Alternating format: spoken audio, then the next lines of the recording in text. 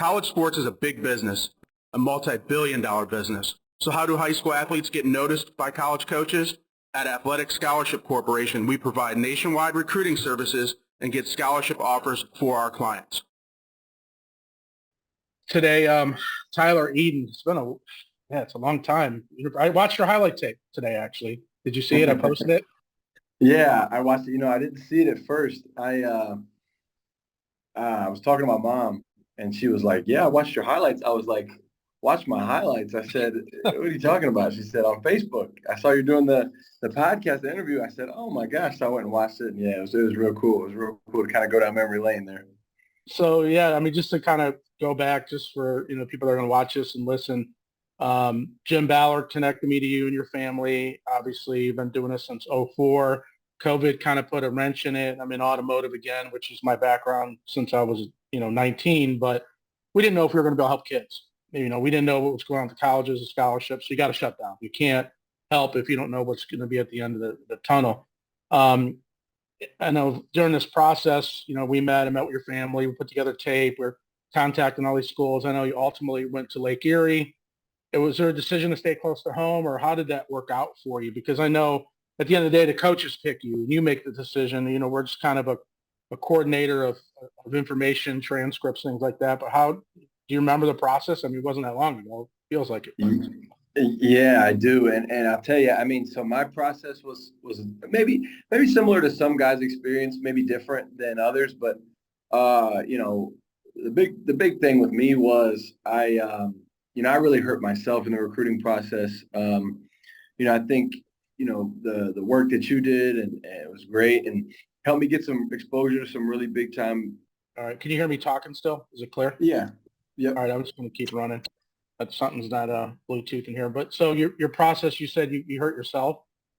Yeah, I hurt myself a whole lot. I mean, so, I think your service certainly was super helpful, got me connected to some big time programs and coaches. Like, I first one of the first coaches that I fielded a phone call from after that season was Coach Turner Gill from Kansas, and he offered me a scholarship. And a bunch of other schools were kind of similar. Iowa, different places had a lot of interest, a lot of awesome things, but unfortunately my grades weren't up to par. And so because of that, a lot of Division I colleges kind of shied away because I learned the really harsh and painful lesson that, you can be pretty good.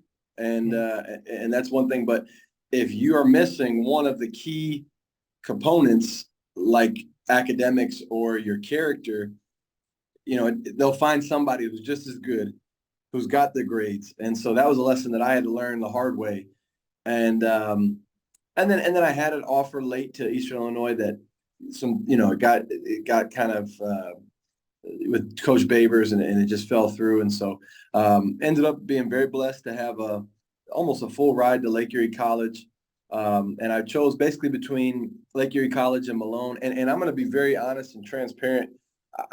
During this process, I had, from the time I was a sophomore, I had schools like Ohio State and, Notre Dame sending me Christmas cards with Brian Kelly's signature, and all types of schools. Big Ten, Big East back then was inviting me to games, and, ACC, even a Big 12, I think a couple SEC schools.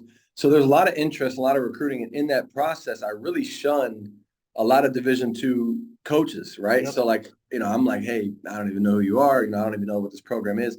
And, what an idiot I felt like afterwards, because, I blew opportunities to play maybe at a place like Grand Valley or at Ashland, where they have just tremendous tradition, and they produce some tremendous football players. And so that's the one thing just off the very beginning I would say to anybody who listens to this, especially any young men who are players getting recruited. Don't blow anybody off. Don't burn any bridges.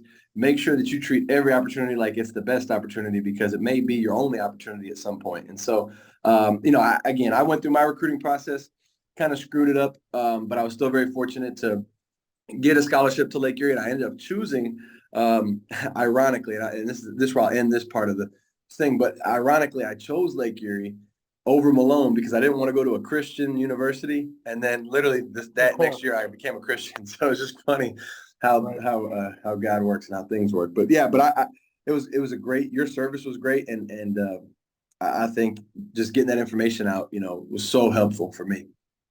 So I remember, now that you were saying about grades, I remember pushing the envelope with coaches saying, well, this is university school. It's a different dynamic. And there's some truth to that. Obviously, the academic standards are tougher.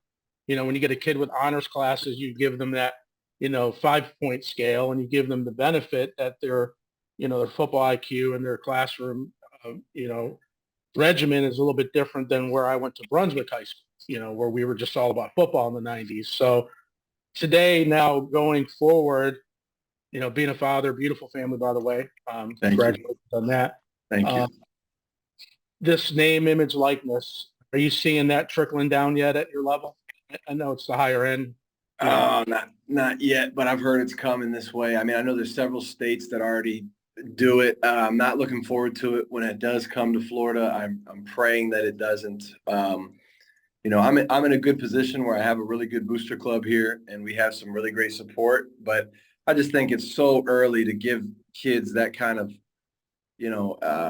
it's just tough. I don't know the right answer, but I'm not looking forward to dealing with that. I know it's probably coming eventually, and then when it comes to the college level, I mean, it's great. Great for the guys to be able to make money and things like that. And even high school kids, I guess, if you're if you're a Mr. Florida or whatever, and you want to do a camp and make money, you should be able to do that. But I just, I hope it doesn't come down to like giving kids gifts and things like that to play, because, we have open enrollment here. So it's basically like, you know, baby college. It's like the minor leagues for college, right? Because you got kids that hop over here and over there, just like in the college level. And so it's like, I really hope that doesn't come into play here, because that would would be a lot. And I hope that doesn't happen. Yeah, it's different. I see it now on our end. I mean, we're making custom websites for guys now, and we obviously handle female and male athletics. But a lot of the kids today are like, "What kind of money am I going to get?" I'm like, "He's not even played in college yet." And the Bryce Youngs of the world, those guys, they're the one percenters. But you're starting to see guys that, just like you said earlier, I've dealt with plenty of athletes that ignore. I've had a guy literally 25, 26 D2 offers, full rides, just ignores them, gets hurt, and the D1 guys walk away. And the Mm-hmm. quarterback position is probably the hardest in all of recruiting. I don't care what anybody says, because they're going to overoffer quarterbacks. They're going to go for, you got to check every box. It's not like you're going to get bigger or a guessing game. You've got to be able to check every box. And it's a leader of a team, and especially with social media and all this brand management, these colleges are really careful. And, that's my advice to clients to this day. Back when we worked with you, we had software that would kind of report and flag a post and tell you to remove it. It's just wildfire. This is stuff your parents were telling you and you didn't want to listen to it. Now you're saying the same thing to your guys. No, no doubt. I still remember to this day, my uncle had connections to the Naval Academy, and I think the coach was really interested. They were like, "Yeah, he looks like he's a great athlete. He could run our system." And it's funny. I don't know what it was, but there was something I put out that was super, just not really. It wasn't the worst thing ever, but it wasn't appropriate. And they showed it to my uncle, and they said, like, this is a negative for us. And it's just crazy. So, like, again, if any of these kids, all the mistakes that they are made, that could be made, I made them. And so I think, I'm really fortunate. I'm very blessed to be in a position now where hopefully I can not only coach these young men to be great players, but I can coach them through this game. I had a player earlier I've had a player in my career, I should say. He had a social media post, and I looked at it and said, it was inappropriate. It was like, I think it was like, guns and drugs and money on the table. And now the crazy thing is, it was actually a picture of a museum. So there's like a hip hop museum in Atlanta, and he took a picture of that. But I told him, I said, I'm 29, and my wife's from Atlanta, and I didn't know that. So imagine a college coach who's 50, who has no idea, and then he looks at that and says, well, this kid's a drug dealer. I don't want him, right? And so it's totally unfair. But at the same time, it is, again, with great when you are getting recruited and when you're wanted and when you're an athlete that has an opportunity to potentially have hundreds of thousands of dollars invested into you, more nowadays, Mhm. you life's not fair. You're going to be asked to be held to a higher standard. And so I think that's another thing with these young men, just understanding, hey, and social media is such a great tool. It was just kind of blossoming when I was in school, but now it's full fledged. It's everywhere. It's everything. And so it's a wonderful, like a walking billboard for who you are. So, I mean, I try to, and we're going to continue to do things like have classes like this summer with our guys, like, hey, recruiting classes, like, hey, how to get recruited, what you should do, how you should do it, how your social media should be set up. These are things that coaches need to be doing to teach their kids, because in this day and age, it is our job to help them, and we've done a good job since I got there at Bartow. I think we've put 4, hopefully 5, really soon, kids to Division I from this season alone, and almost every senior has an opportunity to go play college football, which is a huge blessing, and just praise God for that. But moving forward, I shouldn't say but, and moving forward, I want to make sure that we're teaching guys like, yeah, we're going to do the work, but you should do the work too, and make sure that you make it easy on us so that there are no hiccups or stumbles. Yeah, I think a lot of parents and even athletes, they forget that you're a father, a husband, a teacher, Mhm. and then a coach. And this strings back to when Josh Gaines and I sat down decades ago and talked about it. It still rings true. You've got other obligations, and you're obviously not coaching for the money because I coached, and I remember what my check was. I donated it actually so we could have better facility and some jerseys, but you do it because of the passion of the game and the camaraderie. And do you still have connections with guys from U.S. and college? And I'm sure you've got guys you still stay in touch with. Oh yeah, yeah. I mean, guys, both levels, U.S. and I mean, obviously, I got to coach last year. I've coached twice now, 2 different times at U.S. And last year got to be a part of a really special team, and it was so cool because guys were, that really helped to reconnect some of that. Guys coming back to watch the games and Right. just reaching out and messaging me about the games and about the season, and so that was really cool. And then they still message me now, just kind of checking in with where I'm at. And then Lake Erie College got some friends that are in coaching, college and high school, that we still, talk and try to, bounce ideas and just kind of feed off of each other, to become better and things like that. But yeah, the camaraderie is definitely, it was really special at both places for sure. But we had about, I think, 8 guys go from Massillon over to Lake Erie. And I think maybe Rob Partridge played with you for a little bit. I don't know if that ring a bell or no. Massillon quarterback. I don't know if it's No, the same. he must have been after me, I would say, either after or before.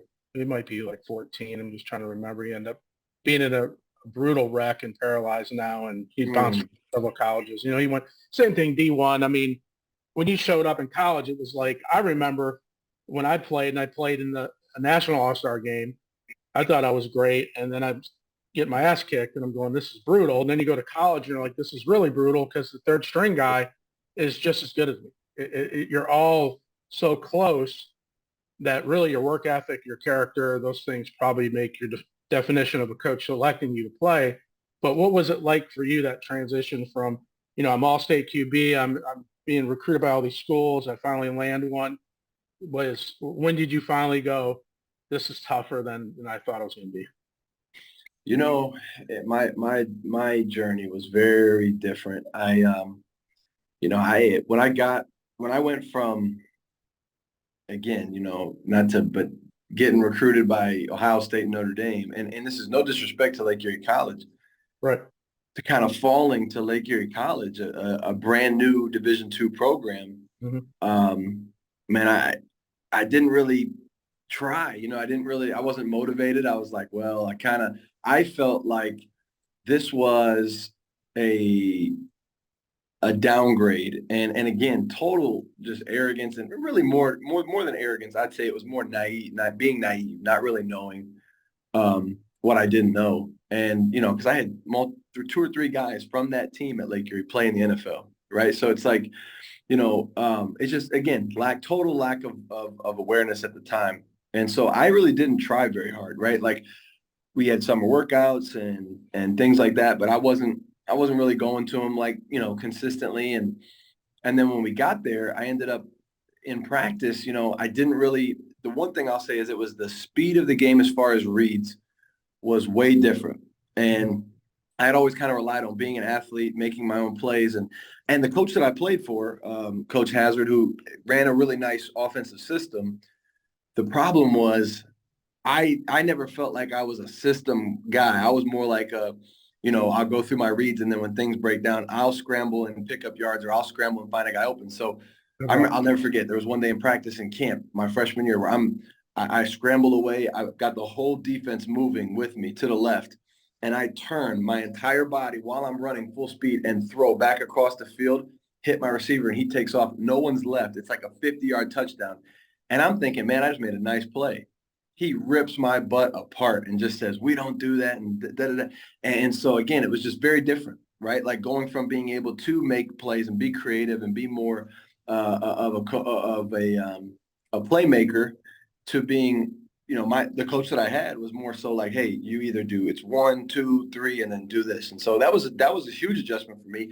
And then speed of the game was at first, but then it really wasn't, and especially after that first weightlifting off season, I was moving pretty well before I got hurt. But I would say the biggest adjustment was, again, just going from a lot more freedom to a lot more like being constricted. Like, this is exactly what you have to do. And neither one is right or wrong. It's just different. And so just having to go through that. But the speed of the game will get guys at the beginning for sure. It's different. And then you'll catch up.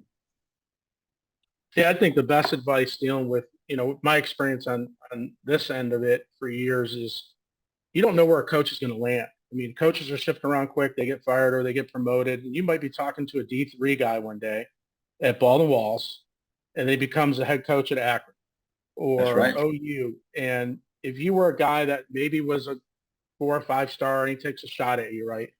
They know D2, D3 that it's kind of a filter. The guys that fall through the cracks, I'm going to grab, and I've got a budget, and I'm going to get some of the best guys at D2. I always tell parents and kids, just respond to everybody and thank them for their time and acknowledge that they're there. And guys don't do that. The guys that do that, some miraculous things happen last minute. I've seen guys transfer, get a head coaching job or a recruiting coordinator job at a big school and say, hey, I got this kid. I've been watching him since he's a freshman. I know everything about him. So you start building those bridges early, be appreciative of everything that's offered or not. Be able to take no a lot and yes, probably 2 out of 10 times, most likely. But I agree with you. A lot of guys, and I've been through it, I'm going to play at a big school and that's it or nothing. And then you're looking at the clock in February and going, oh, I don't have a school. And then you get humbled. And, really, and we've always been this about our organization, is getting your education paid for. And a lot of parents don't want to hear that. They think, because we're investing money in this marketing campaign and the guidance and all the technology today, that D1 or nothing. And I'm like, it's the worst thing you can do for your kid. Let them choose, because I've always said, if you could go D1 and a coach at Notre Dame says, you're going to be here 4 years, but you'll never see the field, but you're a Notre Dame guy, you got a helmet. Or you go to Grand Valley or, one of the premier D2s and you come in and play, which one you want. Guess what an athlete tells me? I'm going to go ultimately where I can get playing time. Yeah. But it's the process. You just got to ride through it. I mean, and you see it, you deal with it on the other end now. So. Oh, yeah. And, it's funny, just to piggyback off of what you said about the coaches, 2 things. So a good friend of mine, he was a coach at Lake Erie College, offensive line, offensive coordinator at one point, assistant head coach, strength coach, he was everything. He went from being that to not having a job, to being a high school coach, to being a high school coach in another state, to being a Mississippi junior college coach. Now he's a coach at the University of Arizona, getting ready to play Oklahoma in the Alamo Bowl, right? Ranked 12, and they might end up finishing. If they win, they'll probably end up finishing top 10 in the nation. So here's one of my closest friends, who at one point was coaching high school football in Florida, Alabama, and whatnot. Now he's, at Power 5, about to be a top 10 ranked program. So you never know who's going to do what. And as a kid, especially when you're getting recruited, if you end up going D2, you may make a connection with a coach that, 2 years down the road watches your film, and he ends up hitting you up and saying, hey, we want you to jump up to Division I FCS or FBS. But another one that's a good example, there's a coach school that we just got in their district down here, but Bloomingdale or outside of Tampa, I think their former head coach is now the offensive coordinator at Bowling Green. So it's like, gosh, you never know who's going to end up where in high school, in college. And so that's a great advice for these kids. And then the second thing, we have a kid who played here at Bartow before I got here. Really great kid, really great athlete. No doubt a Division I kid, like high level Division I kid, but for whatever reason, just didn't end up going. And I talked to him the other day. He was home for the holidays, and he just said, man, the most important thing is getting your degree paid for. And I just said, yes. I said, that's exactly what we should be stressing our kids. I said, I want you to come tell our kids that are on the team now, because they need to hear it from a guy that's just super talented, that's going to tell them, hey, this is great, but the number one thing is if you can get your degree paid for, you have won the game of football if you can use it to get a free college education degree and set yourself up to, you know, pay for your future, right? So Right. just spot on right there. I mean, I've had guys that were Division I recruits and end up at a D3 school, which Mount Union. Yeah. They get their education paid for somehow, and they don't have great grades, and they're not financial need, but somehow they figure out. So obviously, we don't call them football scholarships, but they're grants and leadership grants, and they have a lot of money. I mean, these D3 schools are loaded with money. Yeah.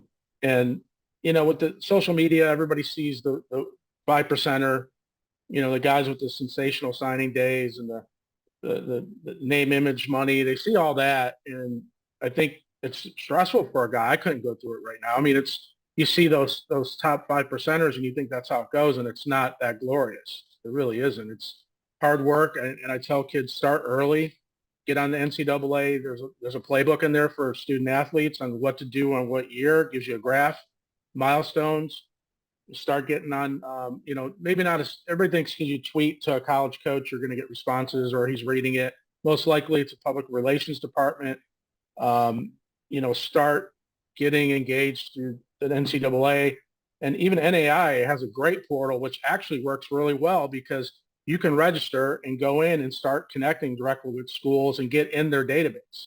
And that's the name of the game, is get into their software so they know your name. And then you start getting mail. Yeah, it's not handwritten. Yeah, it's not talking to a coach, but it's a process. It's a marathon. And, I get a lot of people that call me that are referrals and, hey, I got a guy here or a girl here. And I'm like, it's signing day next month. Like, you forgot about the whole relationship part of this business. And the earlier you start, the better off you are, to prepare for it. And, I did see you sign on a lot. It's like a little Glenville you got going over there. I remember working with Glenville. We had like 26 guys in 1 year. A lot of people don't know, and I'm not throwing Coach Ginn under the bus, but a lot of those kids are financial need full aid qualifiers. So we'll call them scholarship on signing day, but their letter of intent is all FAFSA based, which is fine. Who cares? I've marketed guys like that. Hey, don't use a scholarship. He's a full need guy. Put him on your roster, see what he does, and go from there. And coaches love that honesty and transparency because you got to help the next person too. You can't worry about the last one. We all move on with our lives, but you can't, especially you in your position, once you burn a bridge or you mislead a coach, it's a guessing game. I've interviewed top coaches in college and they said, hey, I look at 10 kids. If I'm 40%, 4 out of 10 right, I'm a championship program. So there's a lot of guessing to this still, but in your position, your parents got to understand that you can't overextend yourself either. You got to say, hey, this is what the kid's good at. This is what the kid needs to work on. You've got to be honest with that coach.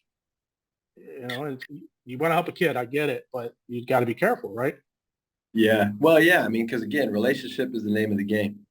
I was very fortunate when I got here. One of the first things that I did was I reached out to every single Division I program. And then I went down to Division I AA. Then I went down to Division II and made sure they knew my doors are open. I'm here. Come talk to me. And they did. I mean, we had probably, I think, 60 or 70 Division I schools stop by in spring of last year. And now I'm on a first name basis with these coaches.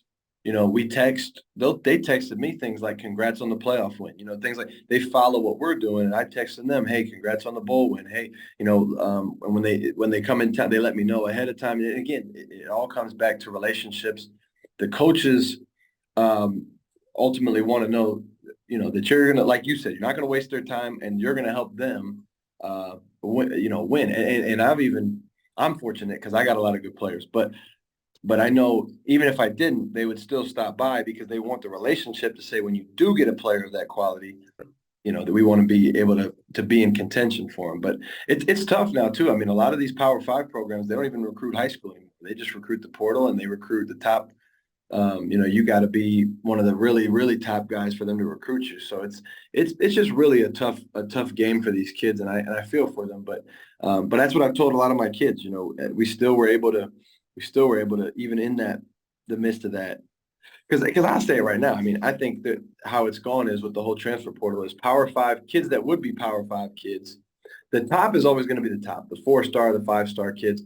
But I think guys that would have been Power 5 guys are falling to Group of 5. I think Group of 5 is falling to, FCS.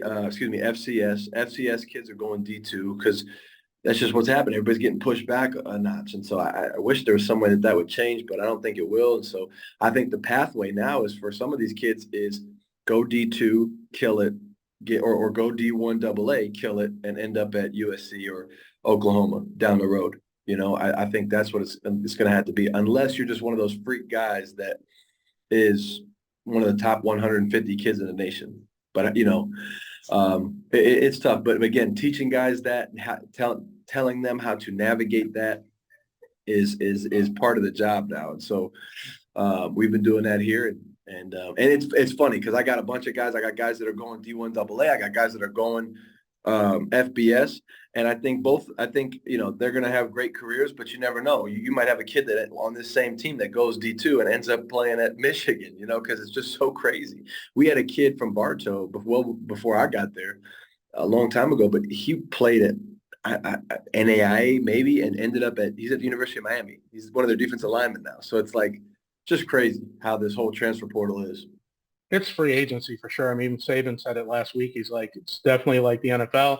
If I need a corner, I go in and I go to the portal and I look for a corner. I hand select one, and they're Alabama, so they're going to have that luxury of being able to pull from that portal right away. And guys shift. I mean, coach now, I wouldn't want to be a college coach. You look at a kid wrong, they're in the portal. Right. I dealt with Travis Kelce and Jason and those guys when I was at Cleveland Heights doing their recruiting, and I remember like yesterday talking to Travis's dad, and he's arguing with me. He's a Division I quarterback. I'm like, no, he's not. He's a Hall of Fame tight end. And he looked at me like I was crazy. I'm like, this kid could play on Sunday. He's just one of those gifted guys. And playing quarterback helped him identify at the NFL level, how to read the defense, how to soften up and make himself available. But, he was a few mistakes away from never making it. He wanted to play quarterback. And, I hate to say it, but Cincinnati lied to him. Told him he was going to be a quarterback. He showed up at camp and his number was not. It was in the 80s. It was not, and it's basically when you get there, do you want to play or not? If you don't, get out, get next man up. It's tough. If you had any guys come back that you've coached, I know you're at Luther East and US, or any guys that you thought were just really good and they come back and say, man, it's just really tough and I don't see it working out, or you had anybody just circle back to you and just really lean on you for advice? Well, no, because again, I mean, I did have a kid that had Division I offers, and I won't name any names, but he made a really poor decision to go to a prep school, and it wasn't a prep school, and they sold him all type of dreams that you're going to go to Clemson and you're going to go to Ohio State. He had a full ride to Tiffin University and like Ohio Dominican. He had a full athletic scholarship to 7 division. And I worked, and again, it's not about me. I don't care about that, but I put in a lot of time and effort to email coaches and call coaches and take him, driving all over the state of Ohio to try to help him get these offers. And when he got them, it was great. And it was awesome. But again, sometimes you get that pride and that ego, and you start thinking you're a little better and bigger than you are. And so it didn't work out. I think he got hurt, unfortunately, and he didn't end up playing. And we've talked since, and he's a great young man, and he's found faith and he's become a Christian, and so he's doing some great things, and I'm proud of him. But it's one of those things where, man, you could have, he ended up, I think, taking classes at Tri-C, where nothing wrong with that, but you could have had a degree from a 4-year institution fully paid for. So sometimes you just got to, and I remember my wife, she's much, much smarter than me. She just said, "No, I'm getting frustrated. I'm getting frustrated." And I was in my house and I'm just mad. I'm mad at the coach for telling him these lies. And I'm just mad. I'm upset in the house, in the kitchen in South Euclid. And she just looked at me. She said, "Baby, you can't make the decision for him." And that was probably the most best advice, because I was like, you're right. Like, I can't. I want to protect kids from this kind of stuff, but I can't, and so I can give them everything I got. But at the end of the day, if they're dead set on doing something, they're going to do it. So that's when I learned, I'm going to do everything in my power to give these kids the best. I'm gonna work as hard as I can to get them the best possible scholarship opportunity and football, a college football opportunity they can get, and then give them the best advice on what to do. But at the end of the day, I also know that either they're going to take it or they're not. Right? Like you could have told me till you were blue in the face that I needed to get my grades up to be able to do these things. You could have told me back then that until you blue in the face, hey, junior college is probably the best route for you, because you'll play 2 years, you'll do well, and you'll get your grades, and then you'll go even bigger. But I don't want That to hear that. conversation was held with your parents, Yeah. the strategy. And it's tough. I mean, you got to be uber mature to get off a Greyhound bus, because it is not sexy at the junior college level. It's less fans than you do at your high school.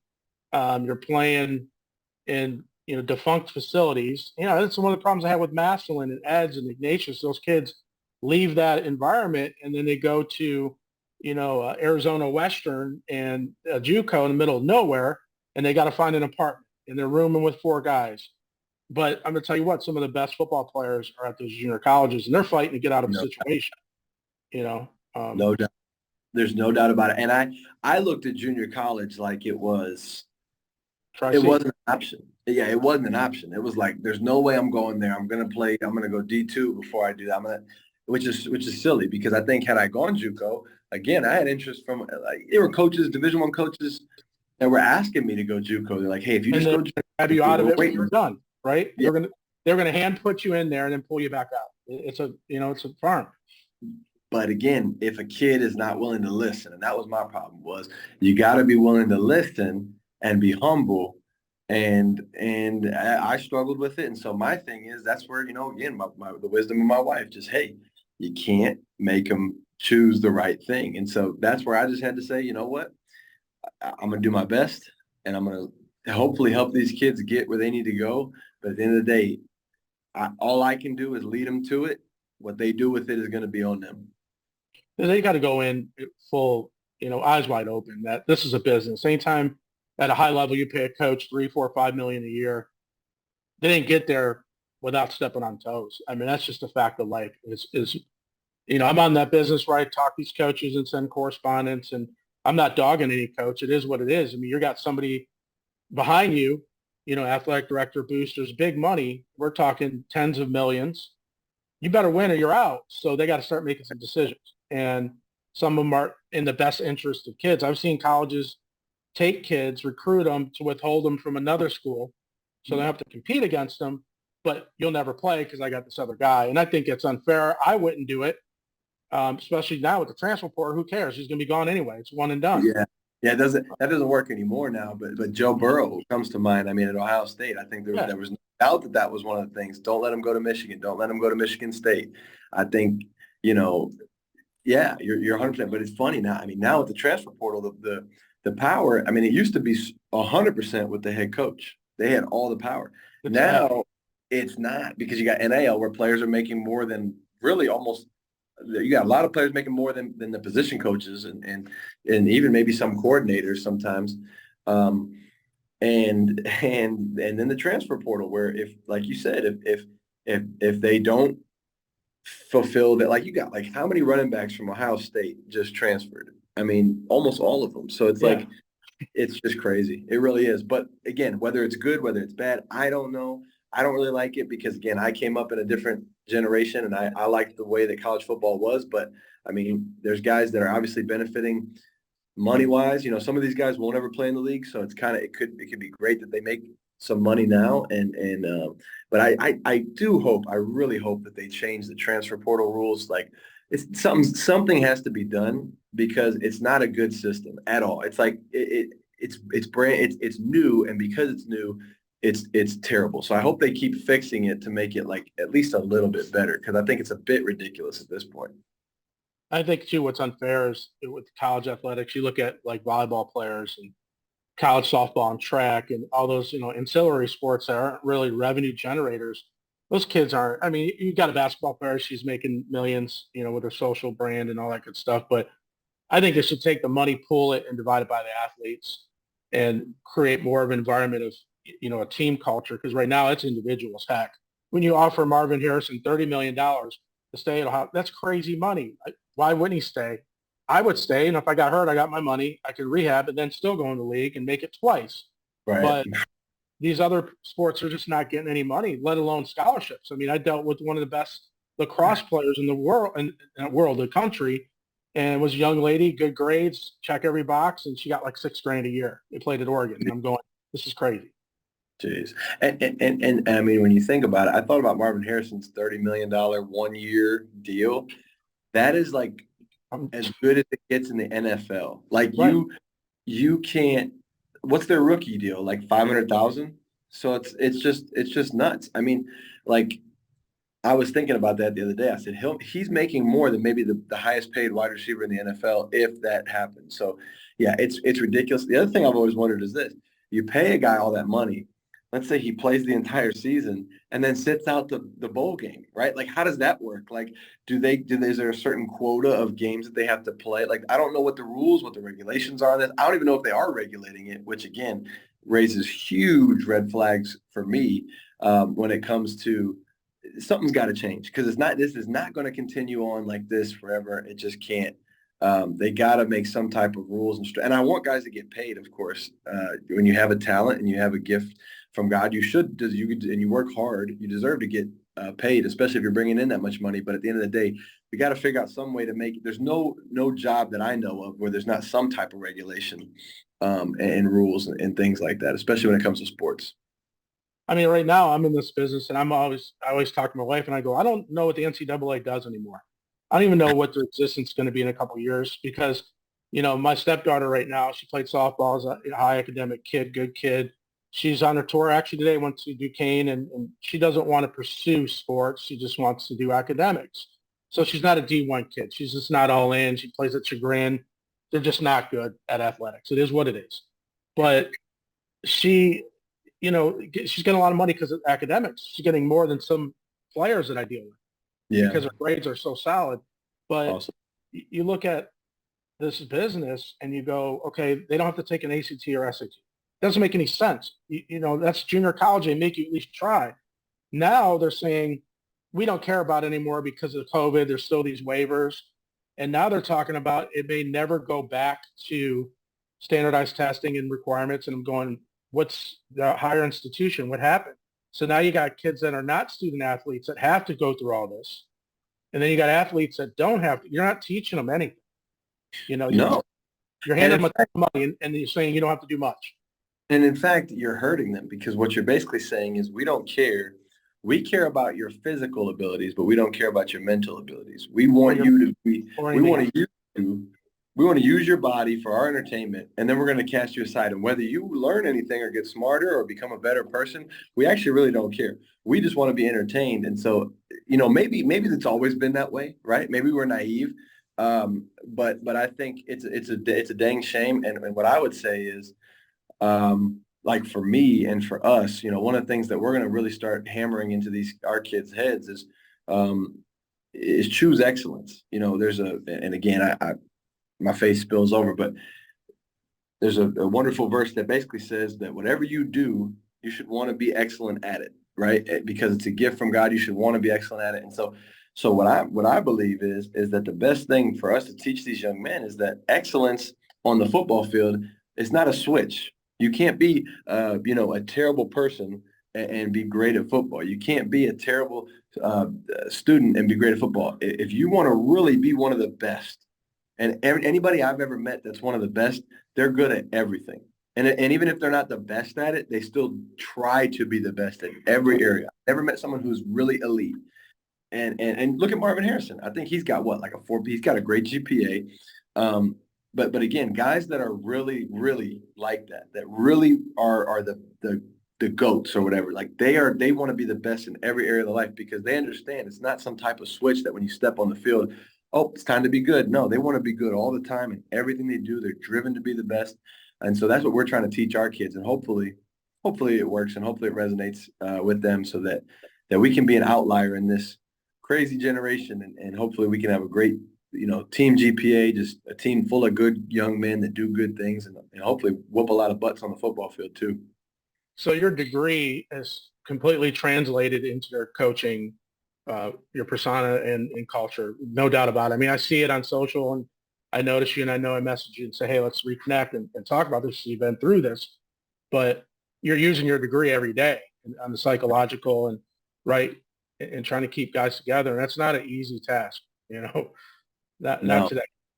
no. And I mean, especially, one thing I'll say is, having coached in multiple states, not just Florida and Ohio, but especially Florida and Ohio, right?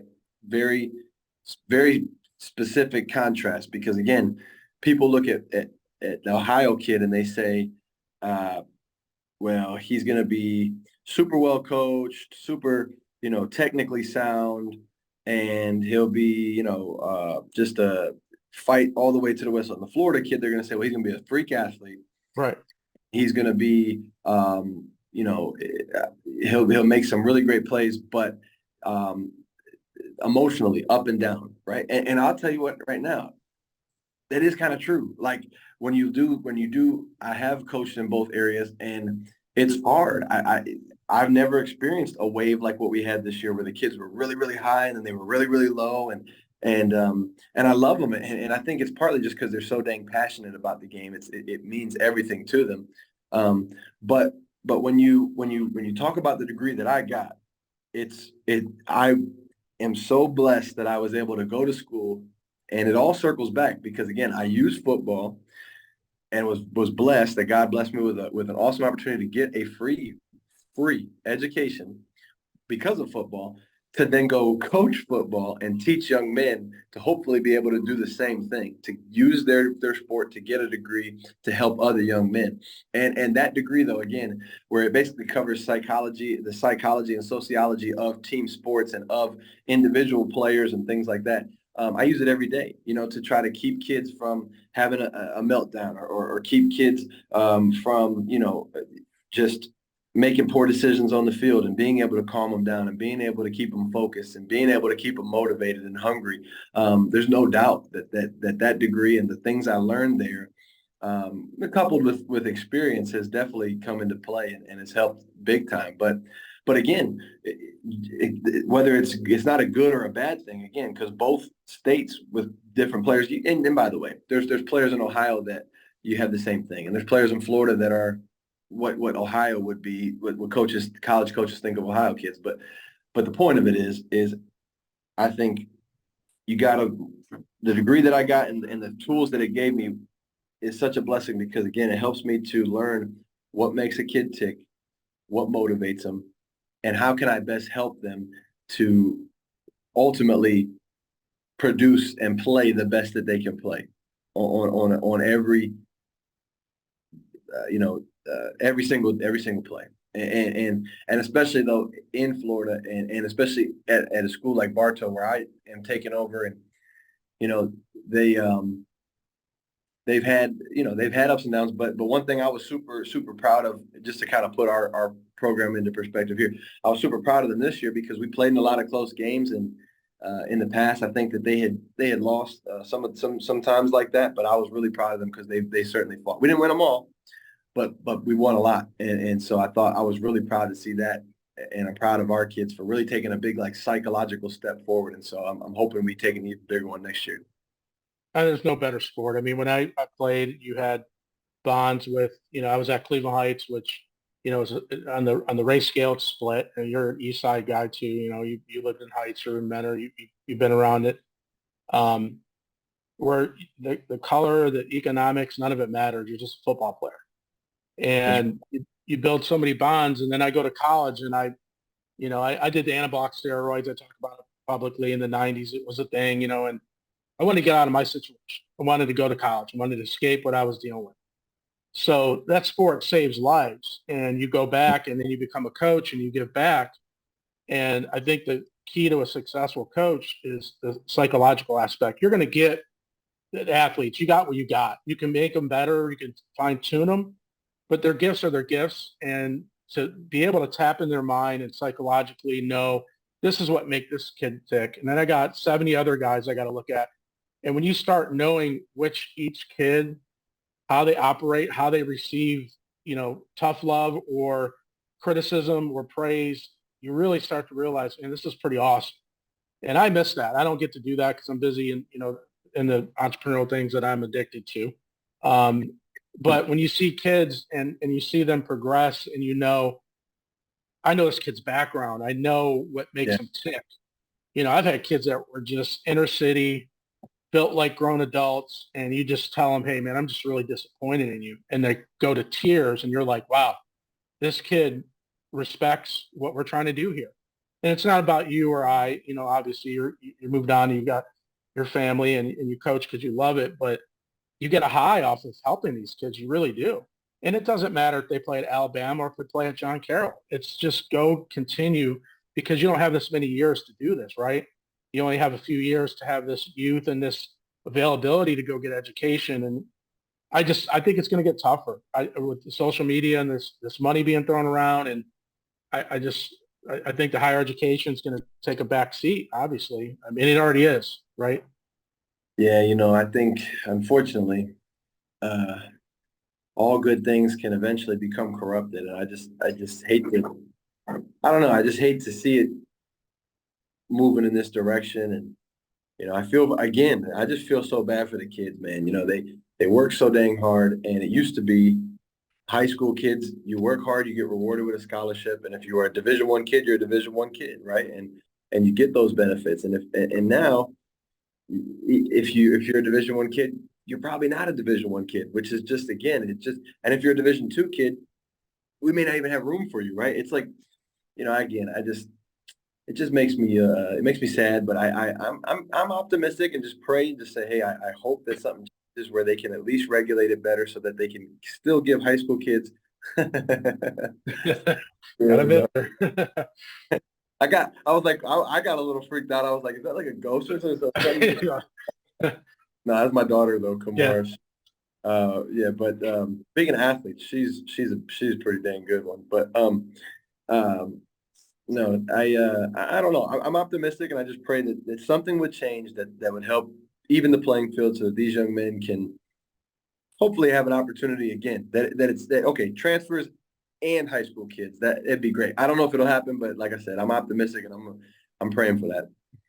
Yeah, I don't know. I mean, I'm looking at this and I'm going, this isn't good. You're losing governing body. I don't understand why are kids paying $125 to enroll in the NCAA portal registration, all this, and what are you actually doing? And then you see these schools leaving conferences like a transfer portal. Well, we're just going to move out of this one. The Big Ten is going to be the Big 22 before we know it. And they just go where the money is and the TV contracts and the sponsorships because it's a machine. And, it's going to be hard to tell a kid that, hey, you don't fit here, but that, you're an inch too short and a split second off. And that's all it takes. But go play at Ashland and enjoy it. And they just don't receive that conversation too well. No, and again, that's where we just want to try to teach our kids, like, and be honest with them. Now, again, I'm fortunate that we have had success placing guys at the Division I level, right? Like, not everybody can say that, and we're proud of that, right? Like at Bartow High School, that we not only can help one kid do it, but 2 kids, 3 kids, 4 kids, 5 kids. if you have the talent and you're here, we have now a track record, and hopefully we continue to build that track record of helping kids achieve that dream. But Right. we also have the track record of teaching kids the reality that, hey, you might be a Division I guy, but you may not get that opportunity. And so if you don't, here's our backup plan, right? Here's what we're going to do. We're going to help. If you go to Division II, this is what we do. And then we also, one thing for me is I'm still coaching my guys when they get to college and teaching them, hey, this is what we can do in the transfer portal. This is what you can do here. And making sure, hey, have you talked to anybody? Is there interest? Like really making sure they understand. Don't enter the portal unless you know somebody's going to pick you up, because that might end your career. So it's again, coaching. It's going to reveal the guys that really love the kids and that really, really are invested in them, and the guys that just do it for themselves. Because the guys that love the kids are not going to let their kids,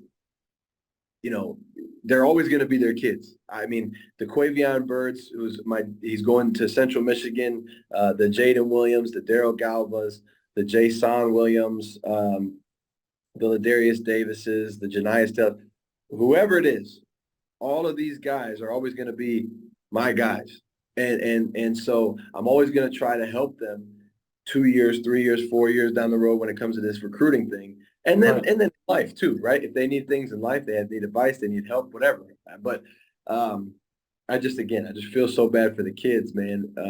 But one thing it's helped me to do is just realize this is more of a, and I'm very open about it, but this is more of a ministry than it is a job. Because again, like you said, this is not so much I don't do this for money. I do a lot of things different for money, but this is more of where I'm here to help and serve these young men and hopefully make them better young men and help them to achieve like the highest possible athletic achievement that they can. And so that's kind of where it's gotten me to.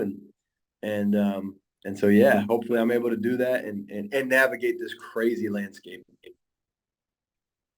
Future, do you have goals of college, big college, pro? I mean, I'm sure you have a plan. Everybody played sports has probably had it written down somewhere. It's probably right by you, but is there like a 5-year plan? Or, I've worked with guys, I've seen them as assistant coaches at Bowling Green, and, Coach Campbell, great Yeah. guy. Dealt with him. He was just a recruiting coordinator who came by in Ordonia one day, knocked on the door, and I sold him to Aaron Pankratz over Bartansky. He goes, how do we miss this guy? You just missed him because no one's putting him out there.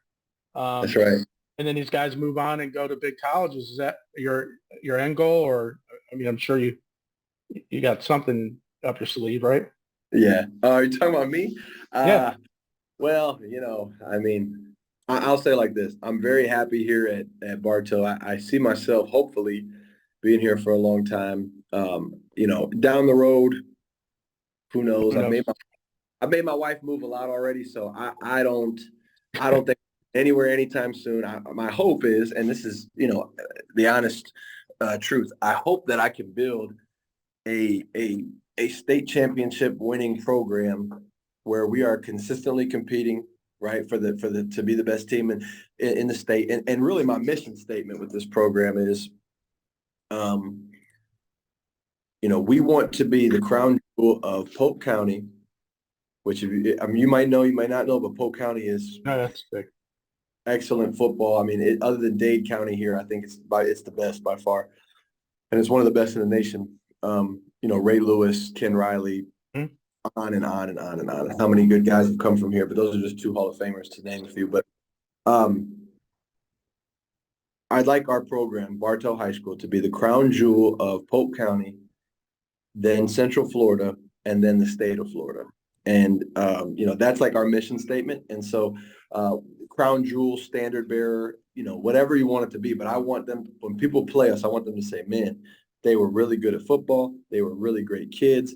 Their coaching staff was great. And I got to see a glimpse of it this year when we played Martin County, which was a really good team. I think they were ranked top. They didn't have the best year this year, but they were ranked top 10, I think, when we played them in our division, which I think they're in our division. And we beat them on the road in my first game. Beat them 23-7. You really should have beat them about 30 or 37-7.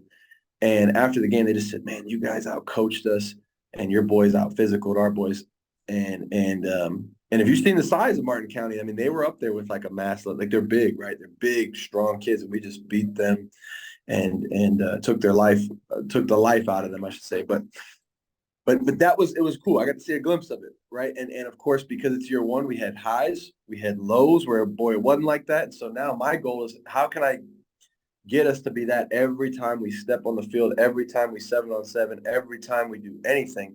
We are the best team in Polk County, the best team in Central Florida, and the best team in the state of Florida, the crown jewel, the standard bearer.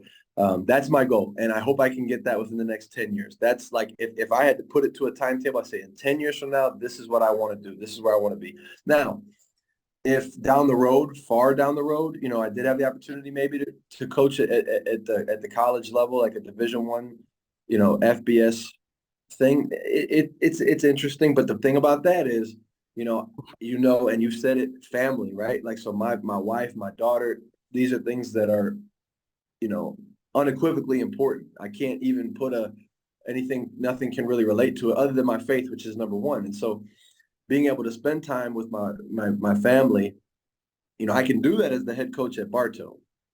I can't do that as the quarterback's coach at, Central Michigan or wherever. I don't know.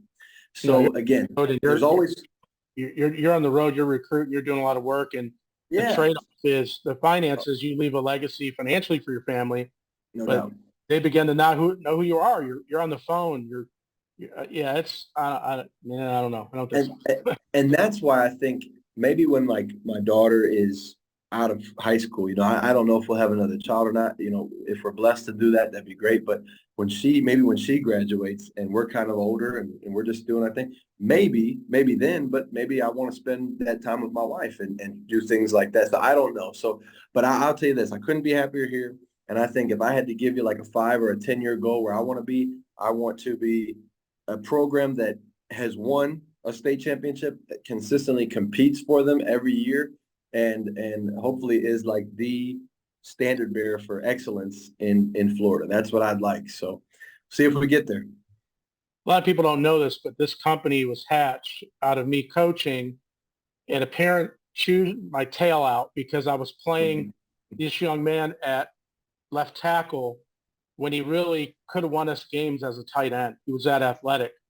But I knew he had to be prepared to play at a big college. He ended up going to Ohio State, had a great career. And parents yelled at me, "You don't know what you're doing." And I said, "Look, I'd love to win every game, but my end goal is to get these guys in college. So if I go 0-10 and my guys all go to college, I'm going to have a lot of weddings and, baby stuff, a lot of family that I'm going to see the rest of my life." So, congrats on what you're doing. I know we've burned an hour here, which is great. Circling back with you, your daughter's in the background checking on you. I feel bad that we don't stay connected. And I know social, you kind of do, guys are doing, but it's cool just to talk to somebody that's been through the process at, every level and is coaching. Because I think you're a direct conduit of, what these services do and how it helps, but, what you really need to do and what happens behind the scenes from a coach's perspective. So I'm going to end it, Coach Eden, on like your championship moment. Aside from getting married and having your kid, we know that, but what is your championship moment in life where you're just like, man, this is awesome? Can you have one of those? I do. I mean, it's very, very easy for me. And it's giving my life to Jesus Christ. And again, I don't like to be preachy or anything like that, but I'm just genuine, right? Like, so for me, I went through some really hard times, and part of it was my recruiting that I felt like I failed, that I felt like I didn't. My whole identity was in football. Like, my whole purpose of living was to be great at football, make it to the NFL, make millions of dollars, and then retire. Right? When that was taken, and I cost myself even an opportunity to do that. I felt just so down, and so a lot more to the story, but basically, long comes a teammate of mine, takes me to FCA. I start reading the Bible, which I thought was just a storybook, and then all of a sudden, it's like, whoa, I can actually hear God. This is real. Whoa, He's talking to me. And I'll never forget the day I read this verse. It was, "Come to me, all you who are weary and heavy burdened, and I will give you rest. Take my yoke upon you and learn from me, for I'm humble and gentle in spirit, and you'll find rest for your souls." And it was like over. I was like, whoa, I needed to feel rest. There were so many just terrible things going on in my life. And at that moment, it was like all of it was gone and it was all good. And so from that moment on, certainly, man, I have not been perfect, but boy, God's blessed me, and I've enjoyed it, and now I'm just so happy and so thankful that, here's a guy that on his visit to Eastern Illinois was playing beer pong with Jimmy Garoppolo, right? And this guy's Right. now making $50 million, and it's like, you wonder, you sit there and you can be like, man, well, that could have been, well, but it's not. And here's the beautiful thing about it is, I have so much peace in my heart from my relationship with God, whether I would have been an NFL superstar or whether I'm the head coach at Bartow or the head coach at Ohio State. And so the purpose now, my life's, my championship moment, it's not necessarily like a one type of moment. It gets to be my entire life now, where my entire life is to hopefully lead these young men to experience that kind of joy that I've gotten to feel, and hopefully lead them in the process to become the best possible version of themselves. That's all that matters to me. And that's my championship moment for sure. Yeah, 29 going on to 50, because I'm 50 and I'm starting to look at things and go, money isn't really much. No, it comes and goes. It's a necessary. You've got to support your family. You got to pay your bills, but right. It does not make you happy. No. Having that Lambo or diamonds, it doesn't make you happy. You got to be happy with yourself, and that's really hard to do. And I remember, Papa Jim and your mom and dad and, solid family, they wanted the best for you. They weren't pushy. They didn't have some expectation where, like your dad was living vicariously through you. They just wanted the best for you. And obviously they spent a good deal of money at US to give you that environment. And, it's awesome that you're doing this now. I appreciate your time connecting. If you need anything from me, you know how to get a hold of me. If you need a database for sports or coaches, anything, I got you. And, I'll keep following from afar. And I know you were about 70 degrees today over there. We're at 40 something and foggy here in Ohio. Did you come back for the holidays, by the way? No, I didn't. No, we stayed far away from the snow, but I was back in October to see the leaves. So I enjoyed watching the leaves change in the fall and everything. We'll be back. I don't know when, but I'm sure we'll be back up there pretty soon. But whenever I do, we'll have to sit down and maybe grab a drink or something to eat and connect in person too. It'd be great. All right, my man. If I'm in Florida, I'm supposed to do a camp with Tyreek Hill over at IMG, but IMG wanted to sit all of our clients down at camp and sell their school, and I'm like, we're just not doing that. Like, they're here to do a camp and learn how to run the 40 the right way. And it was different than a combine. It was like more a couple of days instructional and getting through this process like what we talk about. And they'll hear it a million times, but I appreciate it, man. Enjoy your family. I'll circle back if you need anything. Give me a holler and keep rocking. Keep doing what you're doing, man. Yes, sir. Hey, I really appreciate the opportunity to come on and talk with you. And yeah, if you're ever down in my neck of the woods, please don't be a stranger. All right, my man. I will talk to you soon. Sounds good. All right.